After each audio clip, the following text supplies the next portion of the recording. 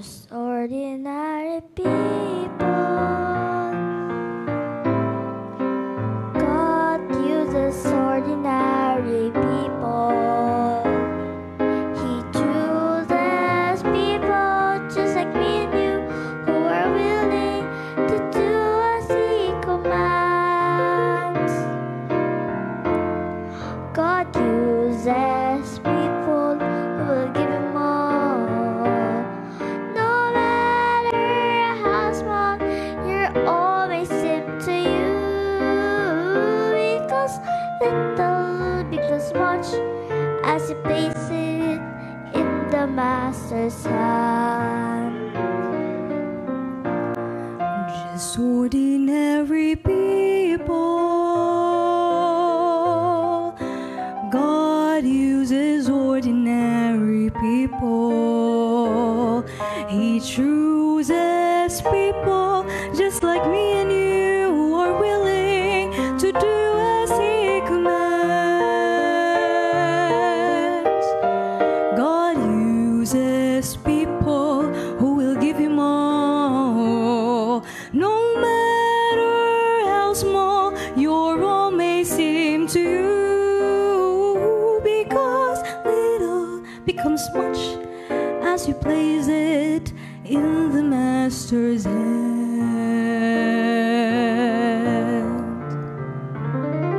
Just like the little lad who gave Jesus all he had, how the multitude was fed with the fish and loaves of bread.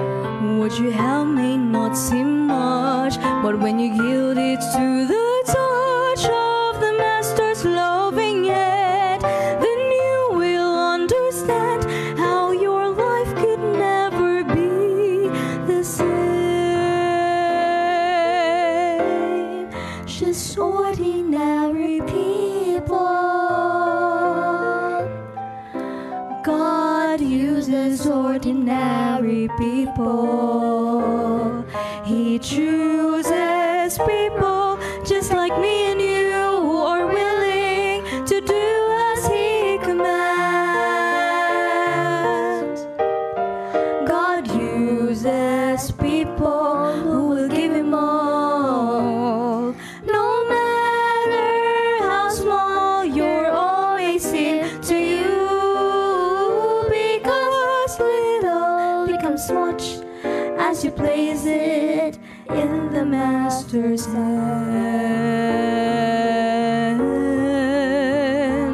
Oh, your little becomes much as you place it in the Master's hand.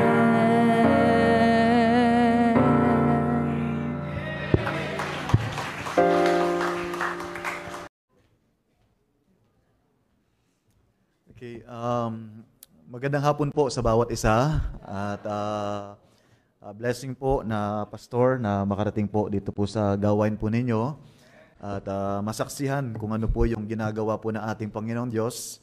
And actually, pinag-pray ko po ang invitation po na ito sapagkat alam niyo po, honestly, hindi na po madaling tumayo po dito sa harapan po ng pulpit.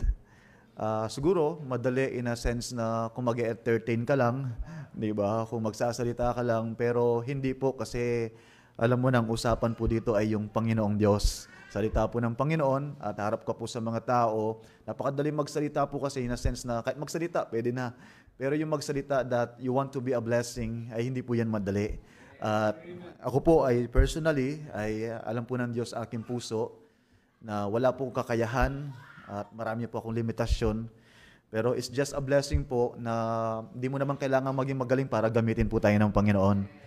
Because at the end of the day, it's not about what we can do, it's about what God can do po, na about po kung ano po yung pwedeng gawin po ng Diyos sa buhay po natin.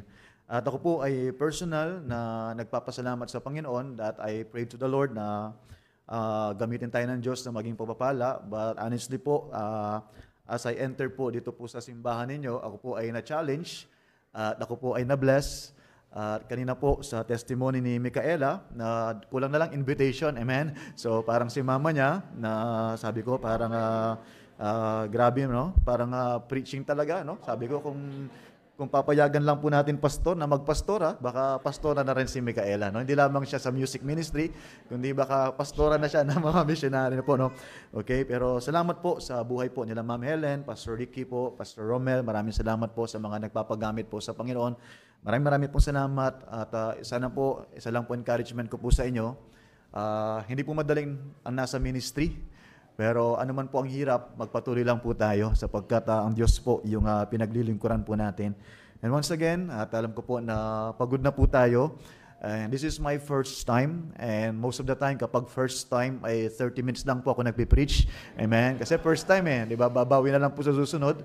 Kasi kapag mahaba daw, nababawasan yung love gift no? Kaya po ayok pong mabawasan yung love gift ko po ngayon. At first impression last, no? So hindi po, joke lang. Pero I'm not sure hanggang oras po, Pastor. Okay lang po, okay lang. Amen. So, maganda naman po sa lugar nyo. Wala naman pong traffic, no? Yun po, kanina, nakaligaw-ligaw po kami dahil traffic. Tapos, meron mga ilang traffic po. Tapos yung, tawag dito, yung Google Map, no? Meron nga nagsabi sa amin, Sir, one way, sabi niya. So, hindi po namin alam. Wala po kami alam. Basta sinusundan namin po yung Google Map. One way pala, no? Kaya minsan waste of time talaga yung Google Map. So, pero salamat po. Sabi ko kay Sir, alam niyo po ba yung Shield of Faith? Kayo po ba yung tagapagsalita niya? So, member pala siya dito. Okay, pero salamat po, Sir. Salamat po sa bawat isa. Tanong ko po na pagod na po tayo lahat. Okay, so pagod na rin po kami. Kanina pa po kami rin na umaga pagkatapos sa service doon. Diretso na rin po dito. So para-pareho po tayong pagod. Pero it's a blessing po na bagamat pagod na po kayo, pero nakikita pa rin po yung mga smile ninyo, yung mga ngiti ninyo. Kahit nakapikit kayo, pero ngumingiti pa rin kayo. So malaking blessing pa rin po yan. Amen? So syempre, yung katawan natin, minsan mahina din po, may kainaan din po. Pero alam ng Diyos yung pag-strive ninyo, na kahit pagod kayo ay nandito pa rin po tayo. And we still do believe po na ang Sunday afternoon is still Sunday, is still the Lord's Day, at napaka-konti na lang po ng mga churches na pag Sunday afternoon ay halos 10, 15, pero ito po, halos punong-puno na kayo. So, I can't imagine kapag Sunday morning, kung saan nyo pa po nilalagay po yung mga tao. Meron po ba kayong dito mga chair? Wala naman po, no? So, pero it's a blessing po. At by God's grace, ayon ko po na kailangan nyo na po yung extension. At I know that by the grace of God, ang Diyos po ay pinrovide na unti-unti. Amen? At yung pampapatayo po ay provided na rin ng Panginoon, pero nasa bulsa nyo na lang, ibibigay nyo lang po. Okay, so salamat po. And this afternoon, hindi ko po alam kung na-preach na po to throughout the month. Pero sometimes we don't need a new message. We need a reminder lang sa atin. A message that will just remind us. And ito pong ministry Sunday po ninyo, Pastor, or ministry revival this month. Ay actually, first time ko po makapag-preach sa ganitong gathering, sa ganitong topic po. At maganda rin pong gayahin yan sa church namin to encourage other members po na mag-involve din po sa gawain po ng Panginoon. Alam ko po that marami na pa tayong napakinggan at lahat po ng sasabihin ko ngayon ay napakinggan nyo na rin po. So parang reminder na lang po sa atin na ating Panginoong Diyos. So tonight, tayo po lahat ay tumayo. Okay lang po sa 2 Timothy chapter 2 verses 20 to 22. At basahin po natin ating Bible po sa 2 Timothy chapter 2, verses 20 to 22. Okay lang po, Pastor, na yung mic ko na. Okay po. Okay. Sabi po ng 2 Timothy chapter 2, verse 20 to verse 20 hanggang 22. At basahin ko po at habang binabasa ko po ay sundin niyo po sa inyong mga mata. Ang sabi po ng Bible sa 2 Timothy chapter 2, verse 20 to verse 22, ang sabi po ng Bible, verse 20, but in a great house there are not only vessels of gold and of silver, but also of wood and of earth, and some to honor and some to dishonor. If a man therefore purge himself from this, he shall be a vessel unto honor, sanctified and meet for the master's use, and prepared unto every good work. Basahin po natin na sabay-sabay po yung verse 21. Ready? Go. If a man therefore purge himself from this, he shall be a vessel unto honor, sanctified and meet for the master's use, and prepared unto every good work. So tayo po ay sandali manalangin. Let's pray. Ama naming Diyos na makapangyarihan sa lahat, Lord, wala po kaming ibang kailangan ngayong hapon na ito, kundi po yung kapangyarihan po ng Banal na Espiritu. Sa aking sarili, Panginoong Diyos, ay wala pong kakayahan, wala pong alam sabihin, wala pong, as in wala, Panginoon. Pero nagpapasalamat po kami na nandyan po yung Holy Spirit na kumikilos po sa bawat isa. Na kung ang bawat isa, Lord, ay maging willing lang po magpagamit po sa inyo, ay kayo po ang gagamit po sa amin mightily. At ngayong hapon po na ito, alam ko na pagod na po yung maraming mga members sa church. Simula kaninang umaga, even ngayong hapon, they have a lot of activities. Pero isa lang po ang pinagsusumamo po namin, Lord, that you please give us extra strength. Huwag niyo pong hayaan, Panginoon Diyos, na maging hadlang itong pagod namin ito para hindi po namin matanggap yung pagpapala na mula po sa inyong salita. Kayo po ang kumilos, Panginoon, na I pray, Lord, na kausapin niyo po ang bawat isa, na ma-dedicate, ma-surrender namin ang buhay po namin na wala pong ibang gagamit sa amin po, kundi kayo lamang, Panginoong Diyos. And thank you, Lord, for the leadership of Pastor Romel. I pray that you please continually bless him, enable him, and use him. At ito po ang dalangin sa matamis sa Pansus. Amen. So please be seated. Pinaputay mo po. Thank you, Pastor. Ngayong hapon po ay nais ko po na pamagatan po natin yung mensahe po nating, Lord, use me. Lord, use me. Pwede po ba nating basahin? Ready, go. Lord, use me. Marami po tayong prayer po sa Panginoon. At alam ko po that every time we pray, meron tayong mga prayer na, Lord, bless me. Lord, protect me. Lord, heal me. We have a lot of prayer po sa Panginoon. Pero actually po, isa po sa pinaka dapat na ipag-pray ng pananampalataya po is walang iba, kundi, Lord, use me. Lord, gamitin mo ako. Alam niyo po, ito po ay ministry revival. At ang ating pong emphasis po ay ang bawat isa is makita yung halaga ng pagpapagamit po sa Panginoon. Kami po ay papasalamat sa Diyos na binigyan po kami ng anak na she just turned 7 years old last month. And then, bago po kami nagkaanak po, 7 years po kaming naghintay bago po kami binigyan ng Panginoon. And yung point na akala namin wala na kaming pag-asa, wala na po, hindi na kayo magkakanak, and a lot of frustration na mag-asawa. Tapos sabi namin, siguro kalooban ng Diyos na hindi na kami magkaanak kasi marami naman kaming anak sa church. And you know what, after 7 years, yung misis ko po, mama ko, yung misis ko ay, mukhang pagod na rin, no? Yung misis ko po ay, bigla, siya po ay sumakit yung tiyan niya ng madaling araw. Tapos, tinakbo po namin sa hospital. Tapos, nung pagkatakbo namin sa hospital po, ay sabi ng doktor, is kailangan siyang mag-pregnancy test bago po siya saksakanin po ng pain reliever. Pagkatapos, after ilang minutes o ilang oras po, ay nasa sasakyan po ako, nasa kotse po ako sa labas, nasa parking. Tapos, bumabalik po siya kasama niyang ate niya. Pagkatapos, ang balita niya po sa akin ay binigay niya yung isang tapos nabalitaan namin after 7 years na siya ay buntis. And during that time po, kami po ay nag-pray sa Panginoon. Sabi ko, heart, let's pray. Tapos ang haba-haba na yun na yung pinakamahabang prayer ko. Sa pinakamahabang prayer ko. And you know what is my prayer is, Lord, sabi ko lang, pagkatapos nun, umiyak na po kami. Wala na po akong masabi. Because that's how great our God is. Pagkatapos nun, ngayon po, by the grace of God, she celebrated as 7 years old. And then, recently po, sinabi niya sa amin po, you know, Mami, sabi niya, I may not be born sa isang mayaman na pamilya, but I'm so thankful because I was born in a family that following the Lord. Alam niyo po, nahalusin namin, alam ko anong maramdaman namin, na maluha-luha po kami I thank the Lord na sa murang edad na nasasabi niya yon na hindi niya sinusumpa ang ministry, kundi nasabi niya na hindi man ako pinanganak sa mayamang pamilya, pero pinanganak ako sa pamilya na naglilingkod po sa Panginoon. You know what? Ang pinakamapalad po na tao dito sa mundo, hindi yung mga tao na maraming pera, kundi yung mga tao na nagagamit ang kanilang buhay para po sa Panginoon. Because that's life is all about.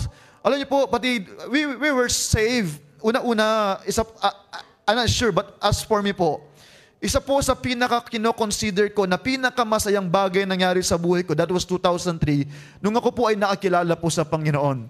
Are you glad that you are saved? Amen? Ako po ay hindi ko po alam po sa inyo, pero masaya po ako na naligtas po ako at nakilala po ako sa Panginoon. At ako po ay nagpapasalamat sa Diyos na hindi lamang tayo niligtas ng Panginoon, binago tayo ng Panginoon, at the same time, nilagay tayo sa church. And the very reason kung bakit di lang tayo niligtas ng Diyos, nilagay tayo ng Panginoon sa church, at naniniwala po ako na there is a reason kung bakit nandito po tayo ngayong hapon. Bakit member ka ng Shield of Faith? Bakit member po tayo ng church? Ako po ay naniniwala, una-una sa lahat, hindi tayo naging member ng church, nilagay ng Panginoon sa church na ito, to be a problem of the church, but to be a blessing in the church. Ulitin ko po, hindi tayo nilagay ng Diyos dito sa church na ito para maging problema ng church, kundi para maging blessing po sa church. At isa po sa paraan para maging blessing tayo sa church ay walang iba kundi ipapagamit natin yung buhay natin sa Panginoon. Kasi this is just a challenge eh.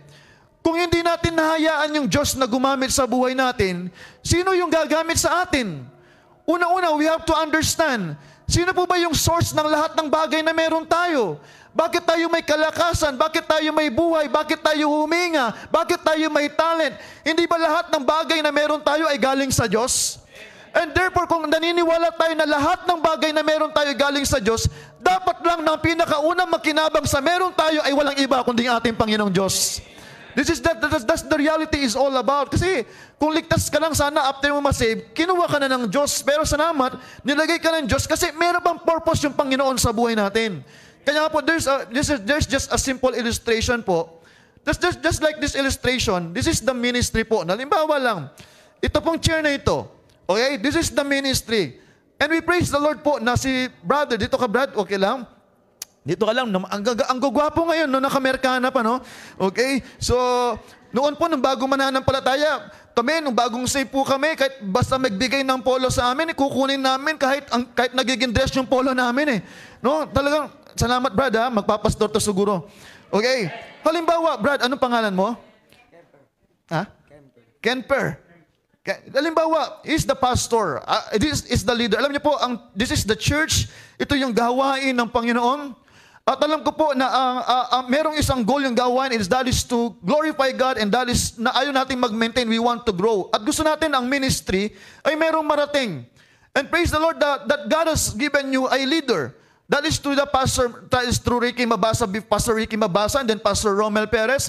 And are you thankful na binigyan kayo ng leader ng Panginoon? Amen?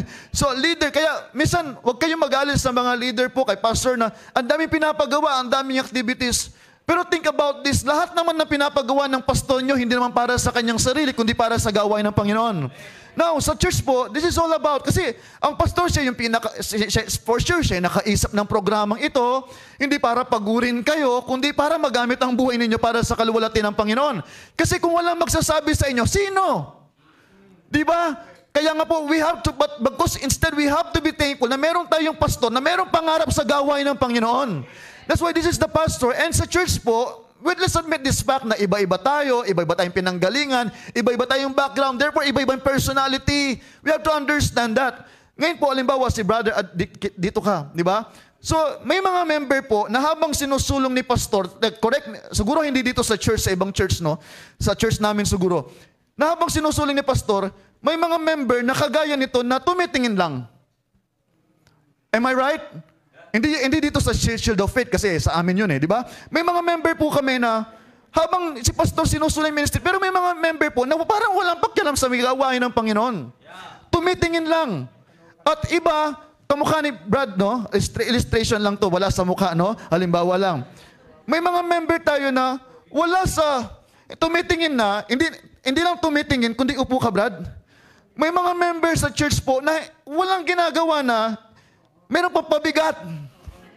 Di ba? Hindi ko sinasabing pabigat siya, but hindi ko sinasabing mabigat. This is just illustration at nagkataon lang na nandito siya sa harapan. At may mga member po, sir, ikaw na yung sunod. Hindi ko po kayo kilala, pero kayo po ang nasa harapan. At may mga member po, mga kapatid, na hindi lang pabigat, kundi dito ka, sir, dito ka, kontrahin mo si brother. Na habang tinutulak niya, merong mga member na kontra pa. Am I right?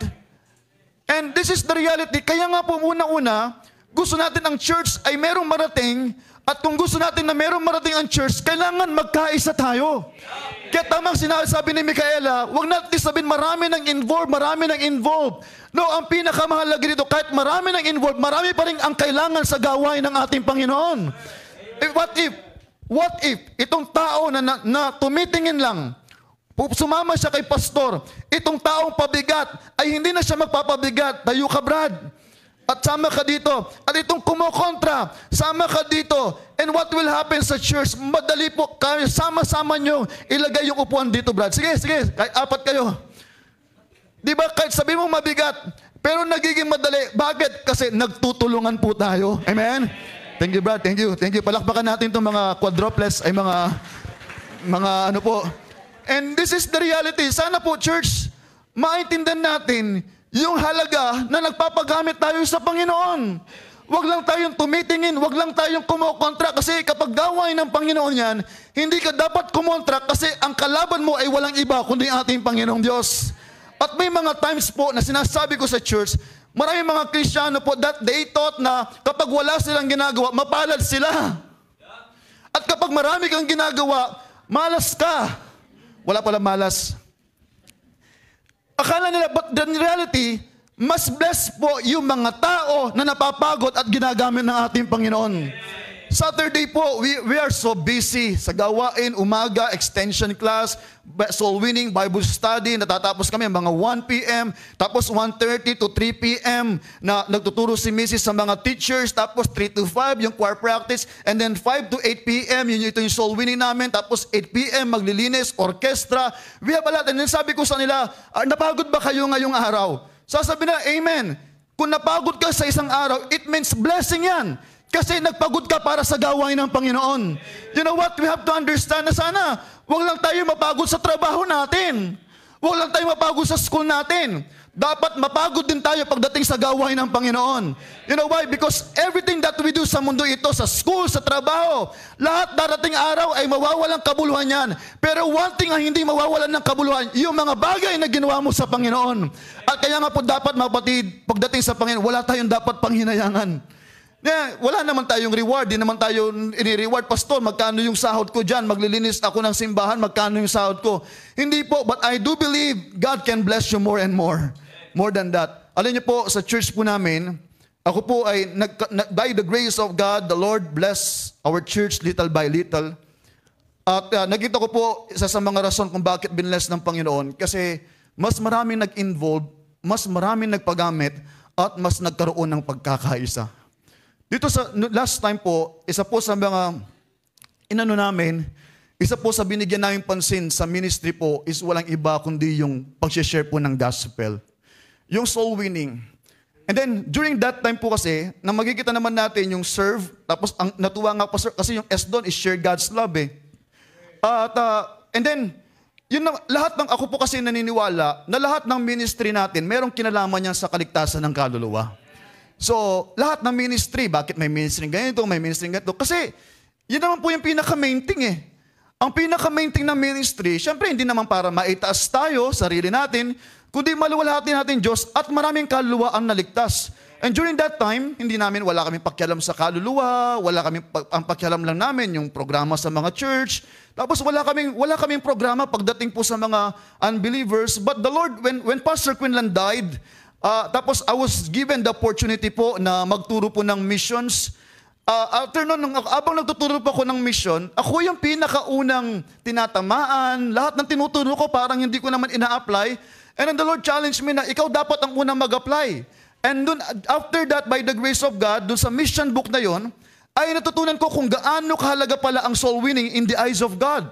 And during this time po, 2021, tapos meron po kaming picture po ng 2022. I just want to show po yung isang picture lang po ng 2022. After ng nung ilang months po ito na po kami. Ibig sabihin po ng 2022, ito na po yung naging bilang po namin kasi inano namin eh, for 3 months po wala akong ibang preaching kundi soul winning.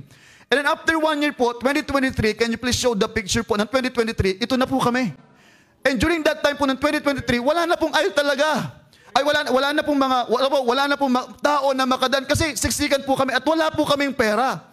Ang alam lang namin mag-akay ng kaluluwa, but we pray, Lord, may mga members na, may mga bisita na nag-a-attend, pagkatapos nun, mag-attend sila. Hindi na sila babalik kasi siksikan na po, alsin, sobrang init na rin po, tapos talagang, but after 1 year po, the Lord bless us again, after 1 year, we prayed for this at ito na po kami. Nag-extend po kami ng building. Sabi namin, wala na kaming pera. But you know, wala kaming pera, but we have a God who can supply our needs.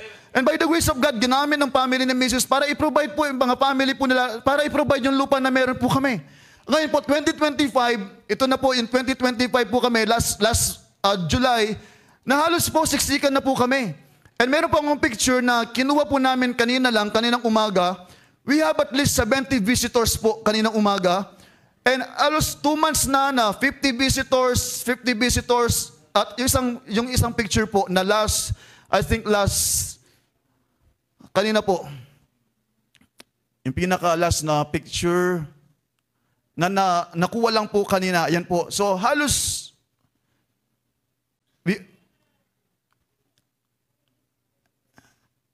yan lang po yung picture na nakuha namin.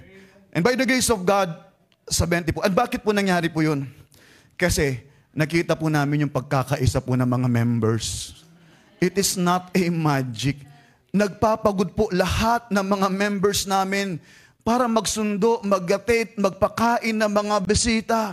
At pag may mga bisita, sabi namin, huwag nyo naman silang itchipwera. Pwedeng kalimutan nyo muna yung mga friends ninyo at puntahin yung mga bisita, kausapin nyo at sabihin nyo na masaya kayo, na nasa kagawain kayo ng Panginoon. Follow up. Ganun po yung ginawa po ng mga members. Halos everyday, they go out and win souls. At alam nyo po, mapatid, doon ko nakita na doon mo makikita na yung selfishness ng mga tao ay mawawala. Bakit? Kasi wala silang ibang iniisip kundi yung kaligtasan po ng kaluluwa. Alam niyo po, minsan ayaw natin magpagamit sa Panginoon. Kasi we thought na ganito tayo, pero in reality, kailangan natin magpagamit sa Diyos. Not because kailangan ka ng Diyos, but kailangan mo ang Diyos sa buhay mo. We have a lot of excuses. David was very young. Moses, not eloquent. Apostles, are just fishermen. Meron po kaming isang member po sa church na stroke. Nasa sound booth siya noon.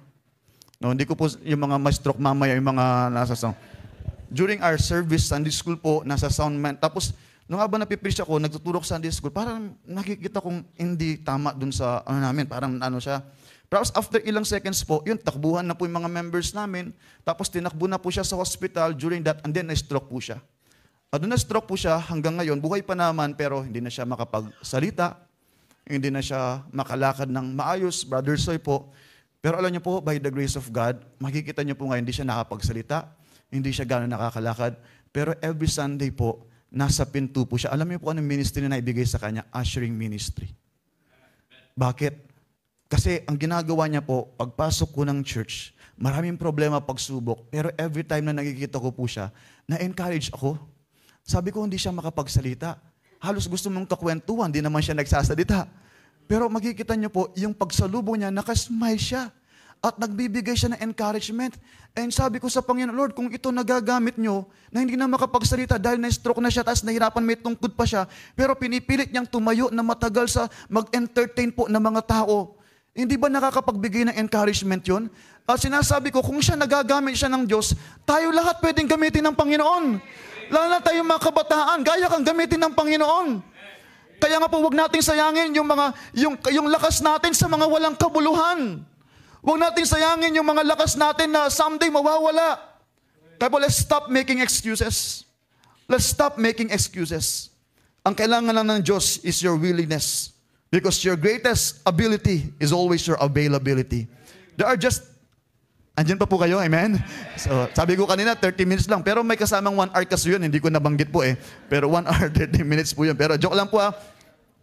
Number 1, kung gusto mo na magpagamit ka sa effectively, number 1, clean heart. A clean heart. Dito po sa time na ito, sa 2 Timothy chapter 2 verse 20 po, kasi we are not just talking about vessel, but we are talking about a vessel unto honor.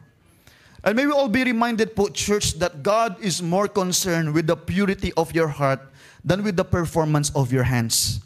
In 2 Timothy chapter 2 verse 20, that but in a great house there are not only vessels of gold and of silver, but also of wood and of earth, and some to honor and some to dishonor. So pinag-usapan po nating vessel, yung vessel na nakakapagbigay honor sa ating Panginoon. At ako po ay naniniwala na isa po sa vessel na nakakapagbigay ng luwalhati sa Diyos ay yung meron tayong malinis na puso. meron lang pong isang picture na isang dirty vessel na gusto ko lang pong ipakita po sa inyo na this is just a dirty vessel po na, and I'm not sure kung ano po yung mararamdaman nyo. Ito pong tasa po na ito ay magiging natin ay marumi. At sino po sa atin na pag binigyan mo ng kape na brewed coffee, ay iinumin. Alam ko po, marami po mga tatay dito na hindi matapos yung araw nila na hindi uminom ng coffee. Pero maniwala po kayo o hindi sa akin, kahit gaano kasarap yung coffee, pero kapag ilalagay nyo dyan sa isang maruming sasidlan, hindi nyo rin po iinumin. Tama po ba ako? And sometimes we have to understand na kung tayo, medyo may pagkaselan tayo, is how much more yung ating banal na Diyos. That's why we have to understand po na ang pagpapagamit sa Diyos ay hindi lamang you are involved in the ministry, pero ang pagpapagamit sa Diyos is you make sure na malinis din ang puso natin sa harapan po ng Panginoon. Kaya nga po, mapatid, there's a big question mark here po sa atin. Is your heart really right with God? Ang puso ba natin ay tama po sa Diyos? Kaya nga, meron po akong tanong po dito sa ating lahat. Andyan pa kayo? Amen? The question, is it possible for Christian to be involved in the ministry, yet his heart is not right with God? Ulitin ko po yung question. Is it possible for Christian to be involved in the ministry, yet his heart is not right with God? Siguro we can all say, it's true. Pwede nating sabihin that we are involved in the ministry, but in reality, our heart is not right with God. Kaya nga po, I challenge you, hindi, like what I reminded about the choir kanina, praise the Lord na meron kayong magandang boses. Pero may we all be reminded that every time na tayo po ay umaawit sa pulpit, is we are not just giving a performance, we are not just there to perform, but we are there to worship. At ang sabi po ng Panginoon that God is not looking on the outward appearance, but the Lord looketh on the heart. Kaya nga po, magpatid, magiging honest lang po tayo. Magiging humble lang po tayo. Hindi po sa lahat ng pagkakataon that we are involved in the ministry ay tama yung puso natin sa Panginoon. Maraming mga pagkakataon, kaya anong nangyari sa atin? Pag ang puso natin, napapagod tayo minsan. Kaya nga napapagod tayo, nadidiscourage tayo because may mga pagkakataon na hindi na tama yung puso natin sa Panginoon. May mga pagkakataon pa sasabihin naman, sobra na yan. Ang dami namang ginagawa. Alam niyo po, minsan naisip natin na maraming ginagawa, kahit konti pa lang ang ginagawa natin. Because una-una, kung magiging honest lang po tayo, may mga pagkakataon kasi na hindi na tama yung puso natin sa Panginoon. You know why? Kasi kung tama ang puso mo sa Diyos, kahit marami ka ng ginagawa, hindi mo pa pwedeng sabihin na sobra na yan.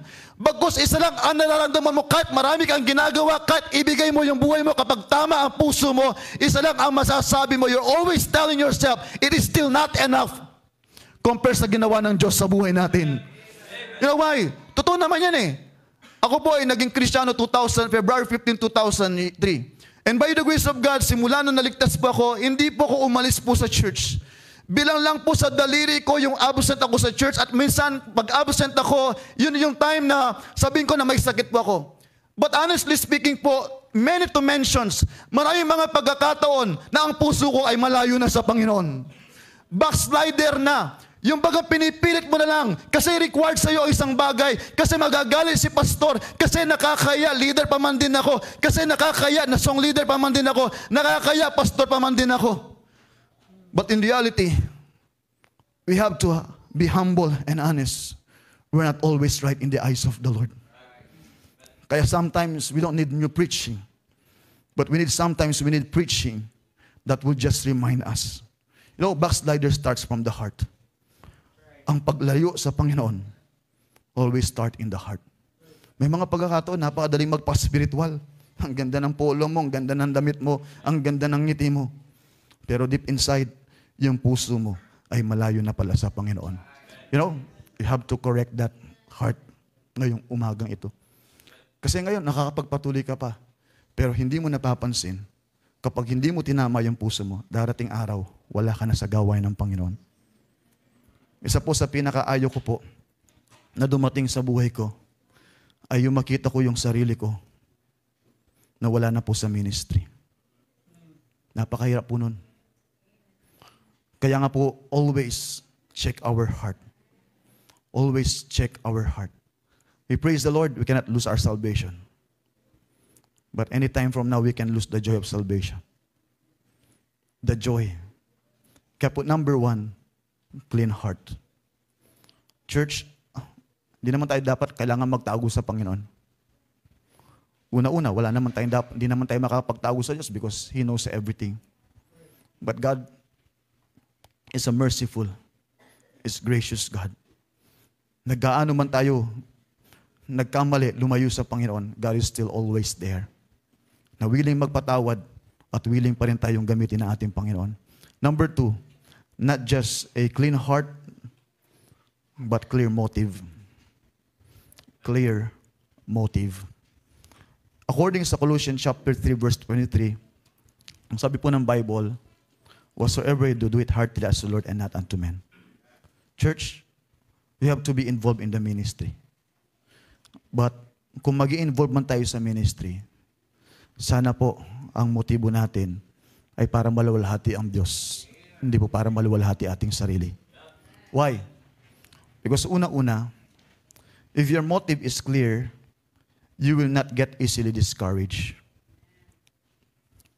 Hindi ka basta madi-discourage. Because, hindi ko po alam po kasi kung sino po yung nasa ministry, lalo na sa leadership. Ang pagiging pastor, pagiging leader, once you are in the ministry, ay hindi po yan madali sa lahat ng pagkakataon. Sabi nga ni Micaela, minsan, na bababa siya, nakaka-frustrate po yun na iniisip mo kung meron bang pupunta, ilan kaya ang pupunta. As a leader po, because why? Because you're not just, ministry is not just about things, it's about people. Na just like this, sana ang ministry, parang ganito na lang siya, microphone. Di ba? Microphone po ito, at kapag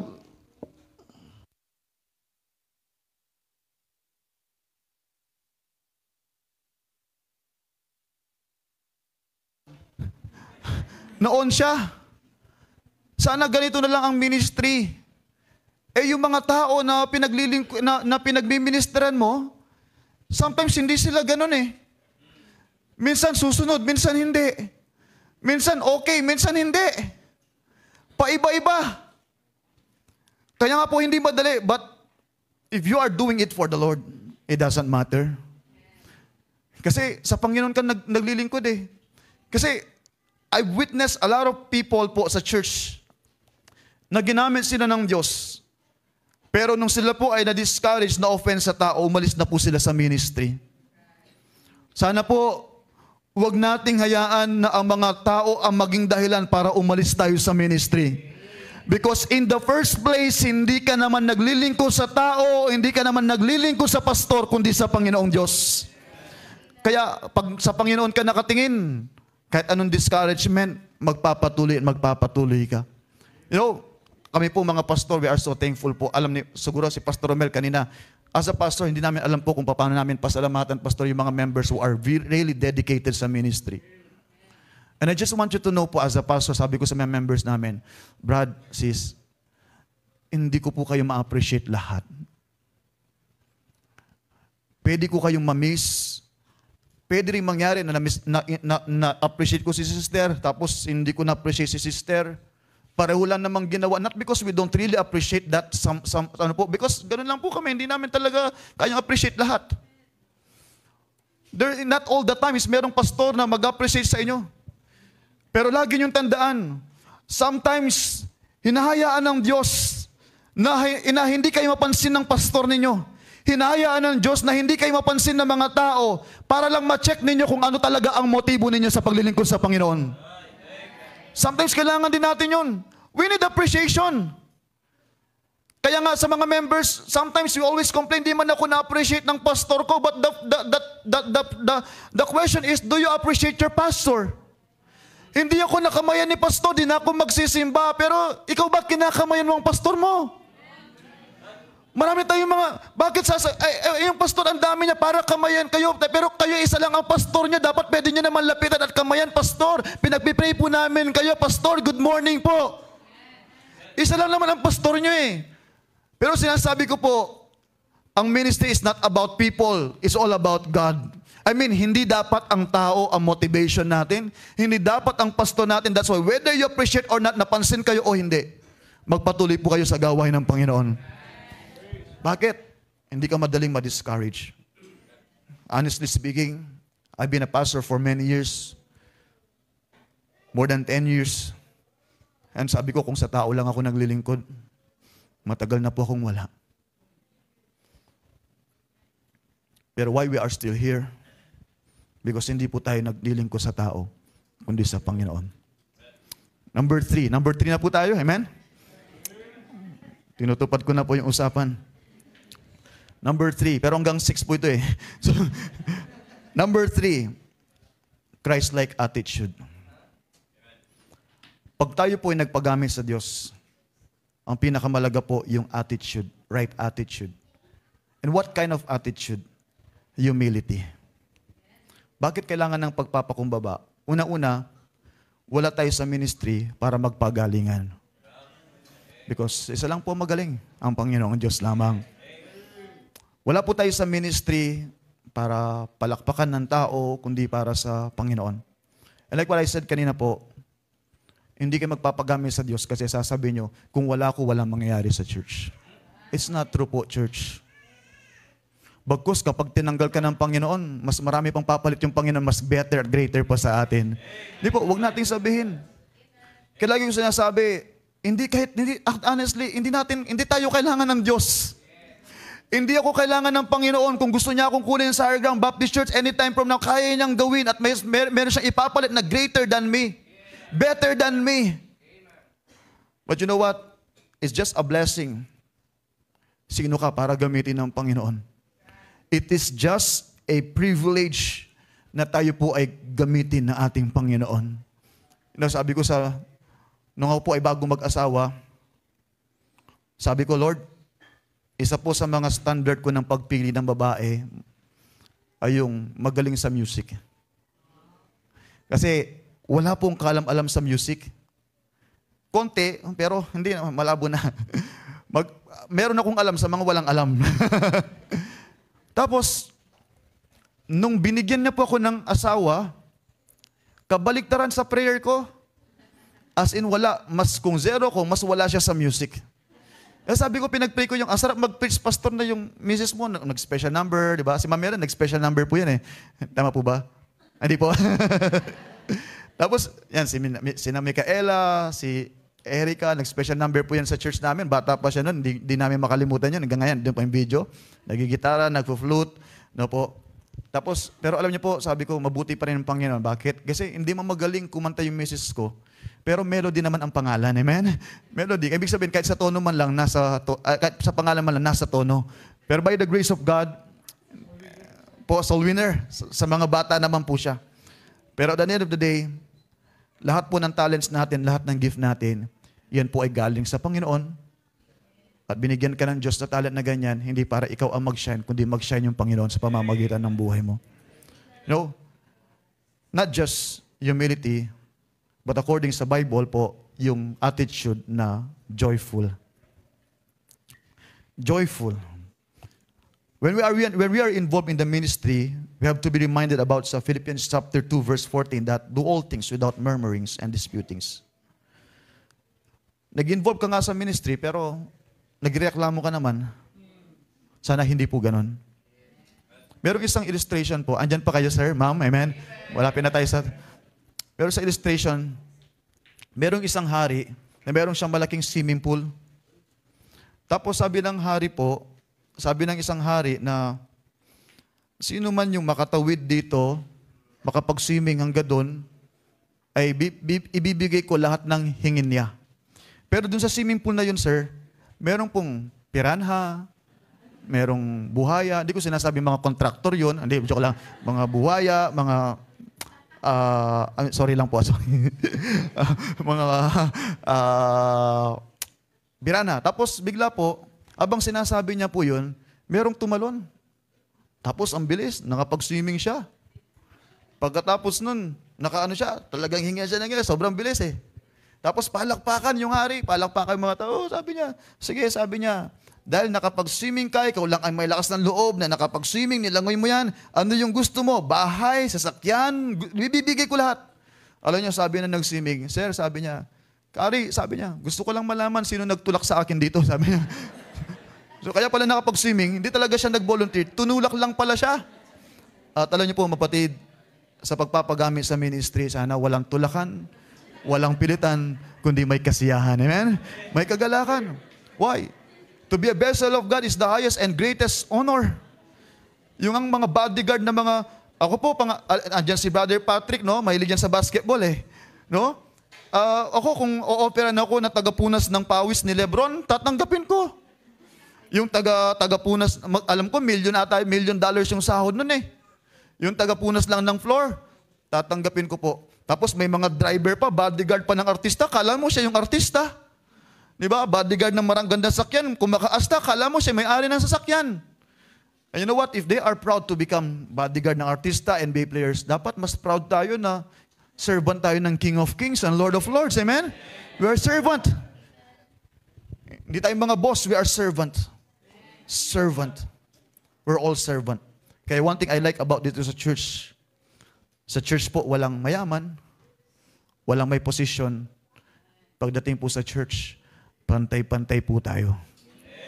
Meron pong isang church po na pinuntahan doon sa Antique po kay Pastor Balinas. Meron pong isang doktor doon. Sino po yung mga doktor dito? Dr. Kwak-Kwak po. Doktor po, baka meron po no? Good afternoon po, Doc. Alam niyo po ano yung ministry niya every Saturday? Naglilinis po ng simbahan.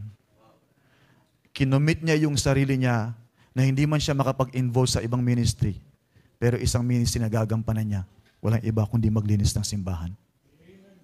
Alam niyo po, mapatid, wala tayong pwedeng pagmalaki sa Diyos. We are all servant. And without God, we are nothing. Merong isa pong shoes na gusto ko pong ipakita po sa inyo. Andyan pa kayo, amen? Malapit na po tayo, promise.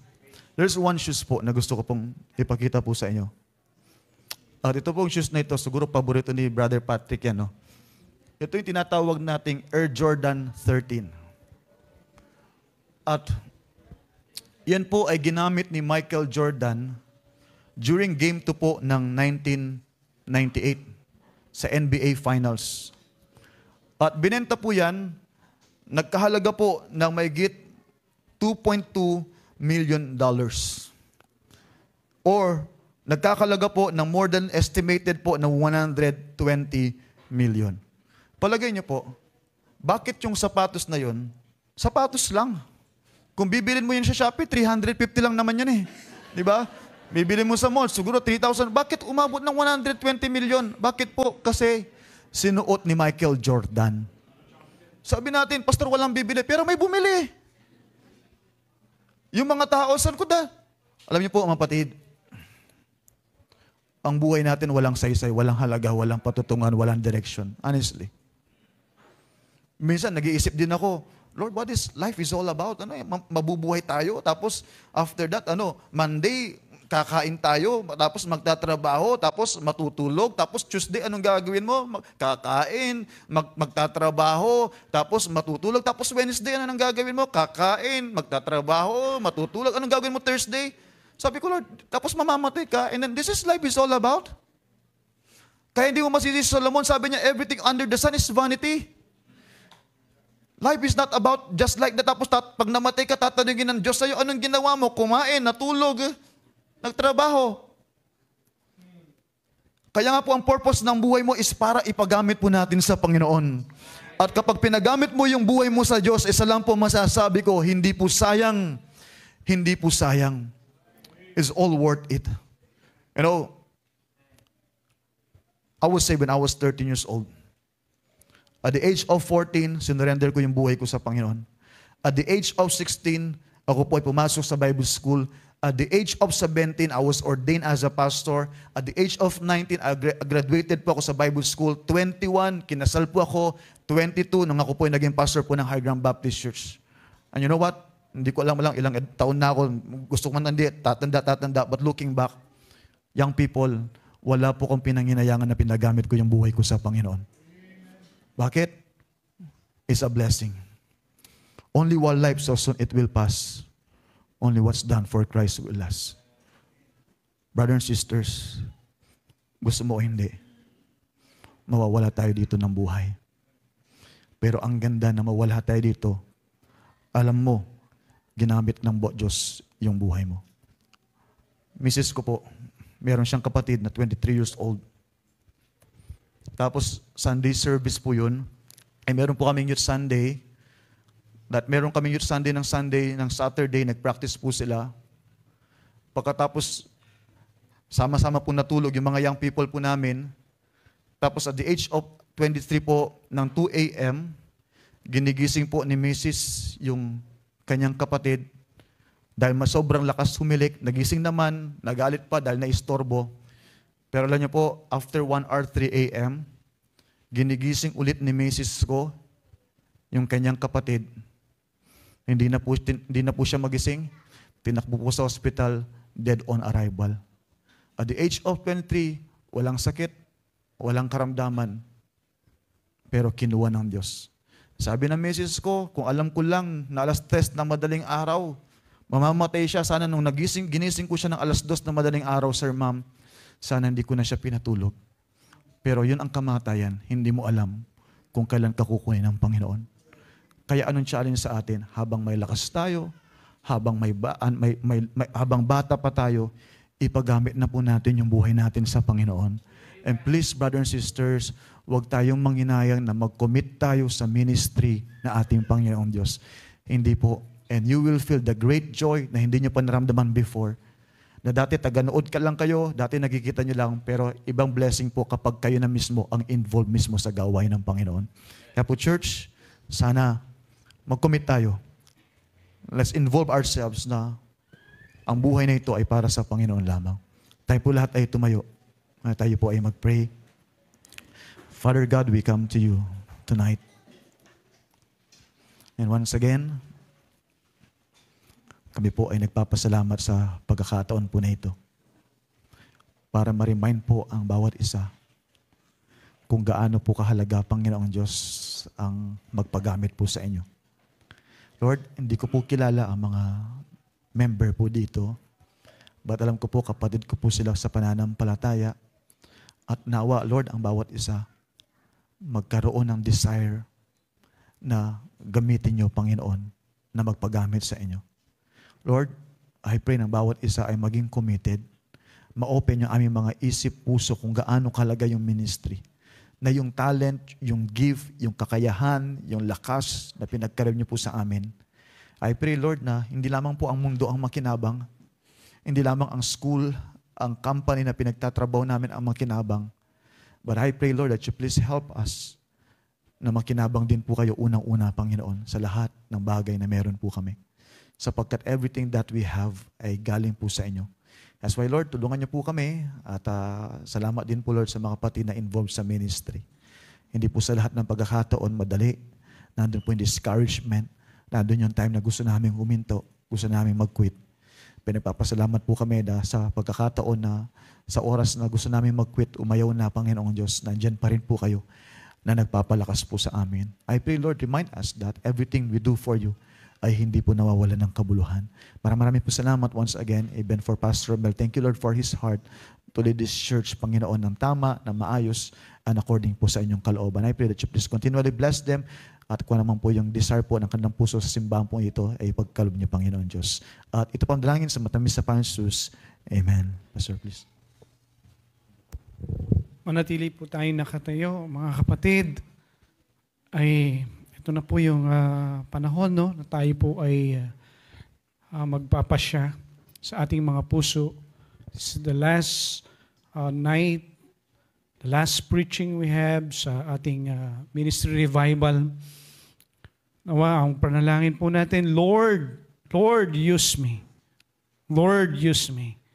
Help me to have a clean heart, a clean motive, a Christ-like attitude, at an attitude of humility, an attitude of joy in serving the Lord. Nawa, bawat isa po sa atin ay meron ng pasya, no? At meron na tayong ministry. No, ginawa na po natin lahat. Ang ating host ay talagang naghanda, no, ating mga leaders, servant leaders, nag-exert ng effort to help you, di ba? To help you. Tulungan ka para magawa mo yung kalooban ng Diyos sa buhay mo. Kasi wala nga sabi sa preaching na walang silbi ang buhay po natin. Walang silbi ang buhay kung di tayo magagamit ng ating Panginoon. Just have only one life to live, mga kapatid. Amen. Kailangan lumapit tayo sa Panginoon dito. Lumapit tayo. Lumuhod tayo sa Panginoon. It's a privilege to serve God. It is a privilege to serve God. God is inviting everyone to serve Him, pero dapat meron tayong tatlo nito no? Clean heart, clear motive, Christ-like attitude. Kung nahinto ka sa ministry, sa gawain ng Diyos, di ba sabi sa preaching, balik lang tayo, kapatid. Balik tayo. Lahat naman kasi tayo, dumadating yung panghihina, dumadating na bumabagsak tayo sa kasalanan. Pero ang napakahalaga sa Diyos, siya yung Diyos na laging nagbibigay ng pagkakataon po sa atin. His God is giving us many chances. Hindi nga lang isa o dalawa di ba? Many chances. Basta kailangan lang maging tapat tayo, maging seryoso tayo sa paglapit sa Panginoon. Lord, I failed you. Pero Lord, nandito uli ako, Panginoon. Use me. Use me now. Help me to be faithful in your ministry, in the ministry. Amen. Dito po, ilapit natin sa Panginoon. Dito po, ilapit natin. Amen. Dito po. Revive me. Lord, iba-iba kasi yung inuna ko. Mas inuna ko yung damdamin ko, yung emotion ko. Amen. Praise God. Manalangin.